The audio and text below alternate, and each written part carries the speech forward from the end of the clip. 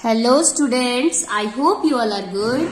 So today I am here with a new video of science lesson number 13 clean and greener.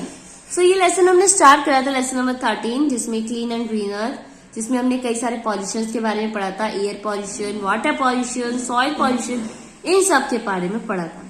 If अगर आपने नहीं देखी है अभी तक ये वीडियोस तो ये सारे पार्ट्स मेरे चैनल पे मैंने प्रोवाइड करा रखे हैं, आप वहां से देख सकते हैं. अगर आपको वहां पे प्रॉब्लम आ रही है तो सबसे इजीएस्ट वीडियो मैं आपके लिए प्रोवाइड करा रही हूँ.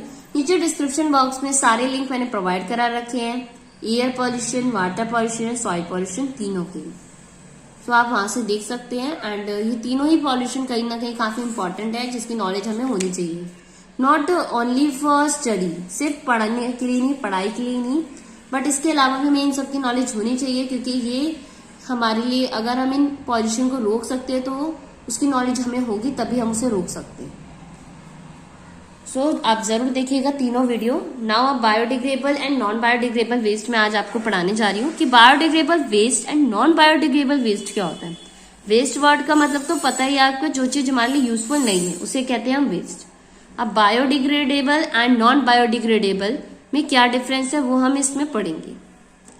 Solid waste can be classified into wet hold on. Solid waste can be classified into biodegradable and non-biodegradable waste. Solid waste means जो वेस्ट हमें दिखता है सॉलिड की फॉर्म में, ठीक है, लिक्विड नहीं, सॉलिड की फॉर्म में. सो बायोडिग्रेडेबल वेस्ट क्या होता है? Biodegradable waste are those which can be decompose या rotted. Example of some biodegradable waste include all plant, animal product like fruit and vegetables, trees, wood, paper, animal dung, dead plant and animal parts. Biodegradable waste वो waste होते हैं जो पूरी तरह से decompose हो जाते, खत्म हो जाते एक समय बाद.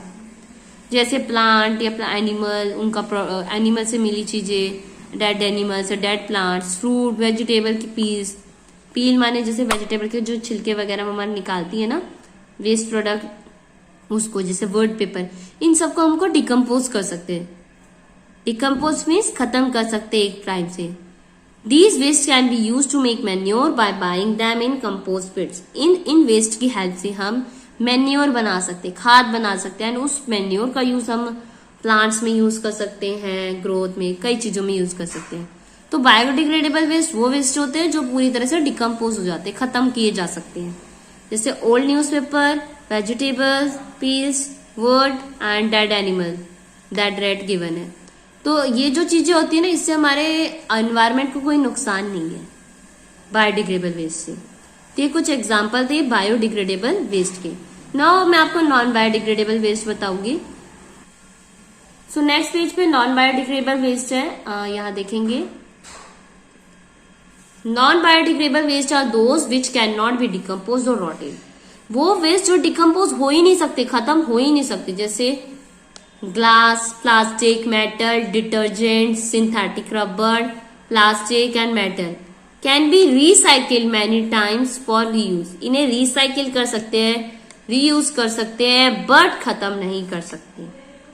अगर हम इसे खत्म करते हैं, अगर पॉलीथीन को खत्म नहीं कर सकते, अगर हम इसे बर्न करेंगे तो बर्न से एयर पॉल्यूशन क्रिएट होगा, अपने आप से कभी भी खत्म नहीं होते. तो नॉन बायोडिग्रेडेबल वेस्ट जो कभी खत्म नहीं होते, इसलिए हमें इन चीजों का कम से कम यूज करना चाहिए, बिकॉज इन्हें हम कभी खत्म नहीं कर सकते, हम इसका रिसाइकिल कर सकते हैं. अब रिसाइकिल क्या होता है? रिसाइकिल, रीयूज, ये कुछ वर्ड्स मैंने आपको कई बार यूज करे, आपने ध्यान दिया हो, तो अब इसको मैं आपको डिटेल में बताऊंगी. ये आर क्या होते हैं? टोटल 4 आर्स होते हैं.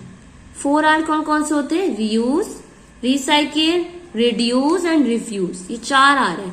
इन 4 आर्स को हम पढ़ेंगे. पहला है रीयूज. रीयूज माने दोबारा से उसी चीज का यूज करना, means use a thing again use करना.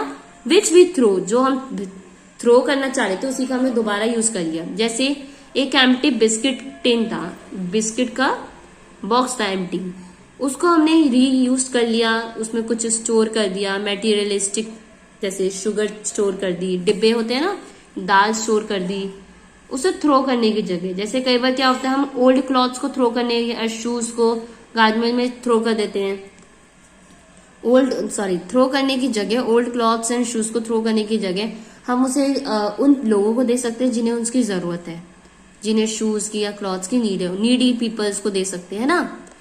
तो हमें थ्रो नहीं करना। रीयूज का मतलब होता है उस चीज को दोबारा से यूज करना।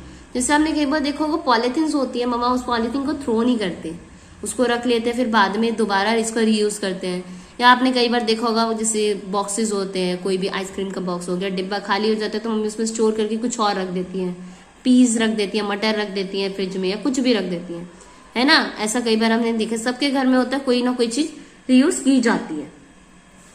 तो आप बताइए आपके घर में ऐसी कौन सी चीज है जिसका आपने देखा हो और रीयूज की गई हो आपकी मम्मा द्वारा। तो बताइए ऐसी कौन सी चीज है जिसका रीयूज किया है आपके घर में, आपकी मदर ने या आपने। नाउ नेक्स्ट है रिसाइकिल। रिसाइकिल क्या होता है? Plastic, polythene bags, glass, bottles and paper can be recycle bye melting and moulding them into new useful thing.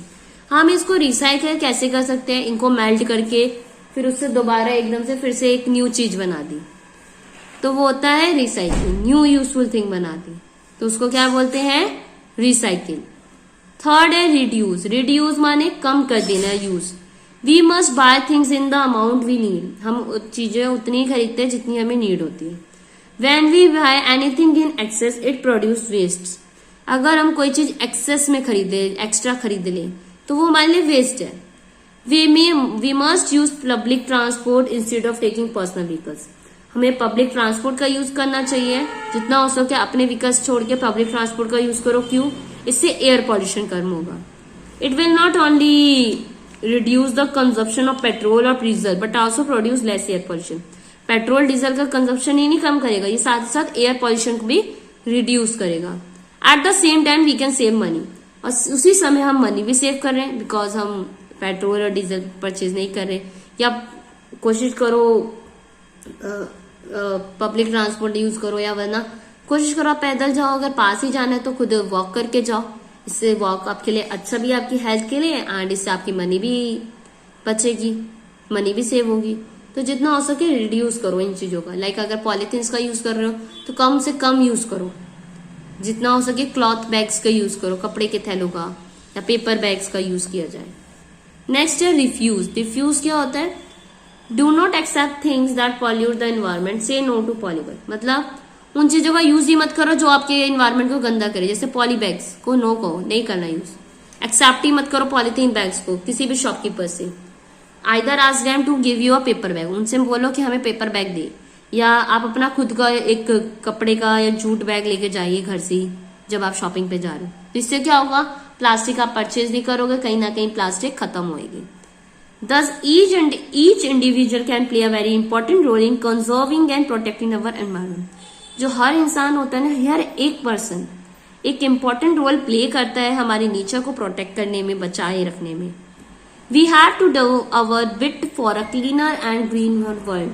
तो हमें भी अपना थोड़ा सा एफर्ट डालना पड़ेगा अपने वर्ल्ड को क्लीन करने के लिए, ग्रीन करने के लिए। We have to spread the awareness of threats to the environment which are due to our careless attitude and activities. मतलब हमें लोगों में अवेयरनेस बतानी होगी कि हम लोग केयरलेस हो गए, हमारा जो एटीट्यूड है चीजों के प्रति केयरलेस है, हम उसका मिसयूज कर रहे हैं एक्टिविटीज का। तो जितना हो सके हम उसका प्रॉपर यूज करें, मेंटेन करके अवेयरनेस जगाओ सब में, ताकि वो लोग भी एनवायरमेंट को क्लीन रखने में एंड बचाए रखने में मदद करें, प्रोटेक्ट करें पॉल्यूशन से, जो भी आप गंदा कर रहे हैं उससे बचाए रखने में मदद करें। तो ये था आपका लास्ट लेसन नंबर 13 इस लेसन का। नाउ अब इसकी जो नेक्स्ट वीडियो आएगी उसमें मैं आपके साथ बैक एक्सरसाइज डिस्कस करूंगी इस लेसन की।